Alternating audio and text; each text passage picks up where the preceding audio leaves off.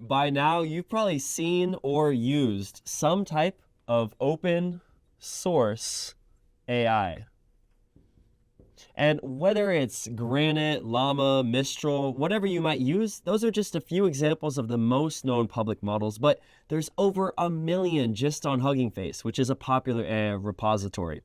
And with these open models, we have the freedom to be able to take one and fine tune it and customize it for our own use case and specific purposes, as well as take that model and run it on our own hardware that'll help us to save on cost and improve efficiency.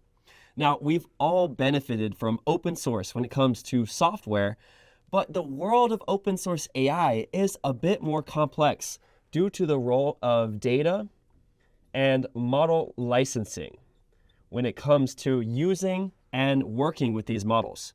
So what should you know about open source and AI, especially when it comes to transparency, bias, and compliance? Well, let's dive in. So I want you to imagine a scenario. Let's say that there's a team of engineers in Asia that develop a model and data set, and then distill that model and its capabilities into a model developed by a team in California, which is then used by a nonprofit in Texas to help them with their grant writing processes for specific domains. And that's a true story, bringing together the power of open source AI for real organizations. And it really shows the power of the open ecosystem for AI, where teams can contribute to building solutions that provide value across all domains. But open source AI isn't just about sharing, it's about AI which is freely accessible, where users have the ability to study, to modify, and to share these components under open source licenses. This includes the source code, model architectures, parameters and weights, and in some cases, even the training data. It's like sharing the recipe for your favorite dish so others can understand it and even make it better. Now, there's a few organizations that define what an AI system must meet to qualify as open source, including but not limited to the Open Source Initiative, as well as the Linux Foundation's AI and Data Foundation. But I want you to understand the three most important components, starting off with transparency.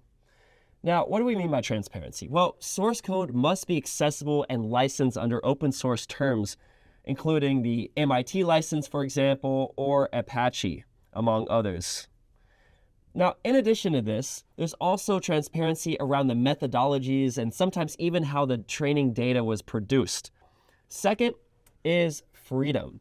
So just with open source software, users should have the ability to use, study, modify, and share the system without restrictions. This includes the model weights so that users can enable modifications and do fine-tuning and even contribute back to the model itself. And then finally, data openness.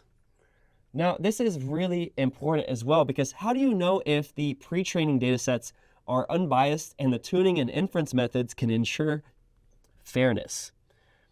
Now, I have a little scale here just to illustrate that, but this kind of gives you a representation of these three different components in order for a model to qualify as open source, especially with the last one, meaning that a model needs comprehensive details about training data, scope, labeling methods, and processing techniques. While all this sounds great, open source AI isn't without its challenges, and a big issue is defining model openness.